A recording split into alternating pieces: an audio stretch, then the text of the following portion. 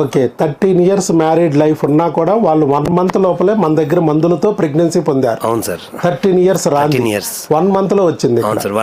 వాళ్ళు మీకు చెప్పారు అన్న మావయ్య అవుతాడు నాకు. మీకు మావయ్య అవుతారు సార్. ఓకే. వాళ్ళు యాక్చువల్ నిజామాబాద్ లో నేను మెడికల్ రిపోర్ట్ చేస్తుంటాను హైదరాబాద్ లో. ఓకే. అక్కడ 2 IVF చేయించుకున్నారు. మీరు ఆల్రెడీ IVF చేయించుకున్నారా? మా మావయ్యలు మీ మావయ్యలు 2 IVF చేయించుకుని రాంది ఇక్కడ మన దగ్గర 1 మంత్ లో వచ్చింది. 2 IVF 3 IUL అని. 2 IVF 3 IUL ఫెయిల్యూర్.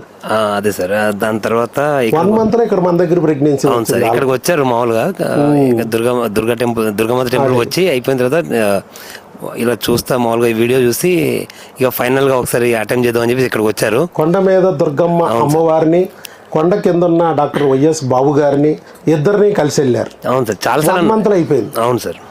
సో దాని తర్వాత మాకు కూడా IVF సైకిల్ అయింది. ఒక సైకిల్ అయింది అక్కడ నోవాలో. ఓకే. మనం చెప్పేది ఏంటంటే న్యాచురల్ పద్ధతి ఉంది అని చెప్పడమే. అలాగే మీకు కూడా IVFలు అయిపోయినాయి, బయట ఆల్రెడీ IVF చేసేసారు. మాకు కన్ఫర్మ్ అయింది సార్. బట్ 30 days తర్వాత ప్రెగ్నెన్సీ వచ్చినట్టే వచ్చి వెంటనే వదిలేసింది. అయితే ఆయన అన్నారు ప్రెగ్నెన్సీ ఎందుకు వచ్చింది, ఎందుకు వదిలేసింది ఏమైనా చెప్పారా?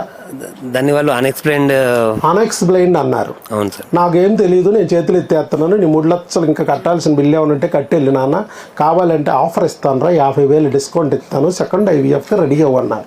అదే సార్. అంతేనా? అంతే సార్. పండుగ వచ్చినప్పుడల్లా ఫోన్ చేస్తారు. అవును చేస్తాను. సో ఈయన అన్నారు కన్ఫర్మ్ అయిన తర్వాత ఇక్కడికి వచ్చారు. మళ్ళీ ఒక విజిట్కి మెడిసిన్ వచ్చిన తర్వాత ఎక్కడికి వెళ్ళవాకు, ఎక్కడ డబ్బులు ఖర్చు పెట్టవాకు, డాక్టర్ వేరు చెప్తాను, బ్లైండ్ ఎక్కడికి. ప్రెగ్నెన్సీ కన్ఫర్మ్ అయిన తర్వాత కూడా మన దగ్గర 5 నెలల మందులు వాడాలి కాబట్టి ఆ మందులు తీసుకెళ్ళడానికి వాళ్ళు ఇక్కడికి వచ్చినప్పుడు కూడా మీరు ఆయనతో పాటు రాలేకపోయారు. కానీ ఆయన మళ్ళీ గట్టిగా చెప్పాడు, నువ్వు ఎక్కడికి వెళ్ళకరా బాబు, ఇక ఉన్నది పోయింది, ఇక IVFలు వద్దు, ఆపరేషన్లు వద్దు, ఆయన దగ్గరికి వెళ్ళిపో, మందులతో వాడుకో, చక్కగా ప్రెగ్నెన్సీ వస్తుంది, మేము ఆల్రెడీ పడ్డాం, మేము అక్కడికి వెళ్ళాక దారి దొరికింది, నువ్వు అసలు వచ్చేసాయి ఇంకా అని చెప్పారు. అవును సార్. ఇప్పుడు నేను నీకు చెప్తాను ఎందుకు IVFలు ఫెయిల్ అవుతాయి, ఎందుకు మీ బిడ్డ వచ్చినా కూడా ప్రెగ్నెన్సీ పోయింది అనే పాయింట్ వాళ్ళు చెప్పలేదుగా, అన్ఎక్స్ప్లెయిన్డ్ అన్నాడుగా. కానీ దీనికి ఎక్స్ప్లెయిన్ చేసేవాడు ఈ ప్రపంచంలో ఒకడు ఉన్నాడు, వాడే డాక్టర్ వైఎస్ బాబు. ఈ IVF ఎందుకు పోయింది అనేది నేను చెప్పాలంటే క్రిములు మన కాన్సెప్ట్, వాళ్ళ దగ్గర లేనిది మన దగ్గర ఉన్నది అదే.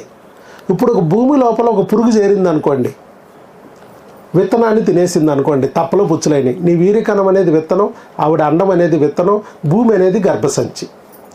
ఇప్పుడు విత్తనాలు తినేసినాయి అనుకోండి పురుగులు, ఈ C10, U10, T5 25 రకాలు ఉంటాయి అన్నాను, వీరికణాలని అండాలని తినేసేవి. ఇవి తినేస్తే ఏమైంది, నీకు మొక్క రాదు, విత్తనాలు నాశనం అయిపోయినాయి కాబట్టి మొక్క రాదు. ఒకవేళ మొక్క వచ్చింది, ఏదో ఒక విత్తనం తప్పించుకుంది, మొక్క వచ్చింది, మొక్కనైనా పురుగు తినేసింది అనుకో, చీడ పీడ పట్టేసి పైరు నాశనం అయిపోద్ది. అదేగా జరిగింది నీకు. వాళ్ళు కష్టపడి మొక్కని జాగ్రత్తగా తీసుకొచ్చి నాటారు, మొక్క రావట్లేదు భూమిలో అని. కానీ నాటినా కూడా ఆ మొక్క పురుగు అక్కడే ఉందిగా భూమిలో. వేరే ల్యాబ్లో అండాన్ని వీరికణాన్ని కలిపి పిండం కింద చేసి 5 రోజులు బిడ్డను తీసుకొచ్చి నాటారు, అంటే మొక్కని నాటారు తీసుకొచ్చి. IVF అంటే అంతే, నాటమే. అదే సార్. మాకు అర్థం కాదంటే యాక్చువల్లీ day 5 embryos ఉండింది. ఓకే. 4 యాక్చువల్లీ AMH లెవెల్ ఆ టైంలో 4.6 AMH అంత ఉంది, 0.46 ఉండేది, 0.46 ఉంది. కూడా మాకు 4 day 5 embryos వచ్చినాయి సార్. day 5 embryos వచ్చినాయి. ఫస్ట్ అటెంప్ట్ మిస్ అయింది. ఓకే, ఇక మన చేతిలో ఉండదు కదా అన్నట్టు, ఇంప్లాంట్ చేయడం వరకు డాక్టర్ చేతిలో ఉంటుందని ఊరుకున్నాం.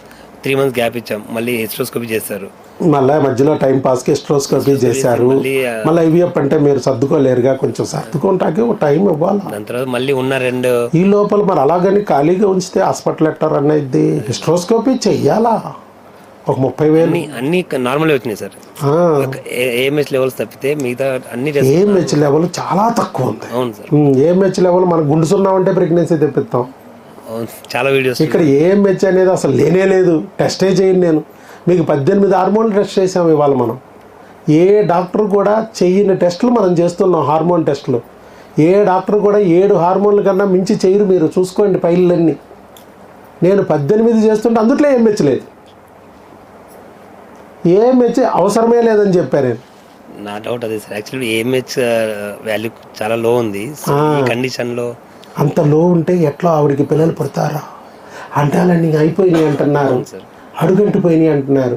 కుదిరితే డోనార్కి కూడా వెళ్ళమంటున్నారు. అది ఎంఆర్గా నాకే నేను గైనిక్స్ని కలుస్తాను మొత్తం 40 అయినా నన్నే ఇంకా మిమ్మల్ని ఏముందా ఏకంగా డాక్టర్ని గైనకాలజిస్ట్నే అంటారు. అది ప్రపంచం అంతా అది నమ్ముతుంది కదా. AMH లో ఉంటే పిల్లలు పుట్టరు, IVFకి వెళ్ళాలి, కుదిరితే డోనార్కి వెళ్ళాలి. IVF చేస్తారు 2 లక్షలు 3 లక్షలు పెట్టి. IVF ఫెయిల్యూర్ అయింది, లేదా బిడ్డ పుట్టినా అది నిలబడదు. ఎందుకు పోయిందంటే AMH లోగా ఉంది కాబట్టి పోయిందిరా, అయిపోయింది. మనం అలా కాదు, న్యాచురల్ పద్ధతి. ఫస్ట్ అన్ని రకాలుగా ప్రయత్నించి ఏ దారి లేనప్పుడు గోదావరిలో వైపు వెళ్తాం.